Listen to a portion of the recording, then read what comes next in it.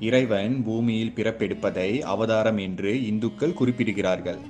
விஷ்ணு பகவான் உலகில் அதர்மம் ஓங்குகின்ற போது பக்தர்களை காக்கவும், தர்மத்தினை நிலைநாட்டவும், அரக்கர்களை அழிக்கவும் அவதாரம் எடுப்பதாக வைணவர்கள் நம்புகின்றனர். அவ்வாறு பெருமாள் எடுத்த அவதாரங்களில் 10 அவதாரங்கள் தசாவதாரம் என்று அழைக்கப்படுகிறது. தசம் என்றால் 10 என்று பொருள். இந்த 10 அவதாரங்களில் 4வது அவதாரமாக நரசிம்ம அவதாரம் கருதப்படுகிறது. சிங்க தலையுடனும் மனித உடலுடனும் விஷ்ணு பகவான் நரசிம்மராக காட்சி தருகிறார். விஷ்ணு எடுத்த மற்ற அவதாரங்கள் அனைத்தும் திட்டமிட்டு நடந்தவை.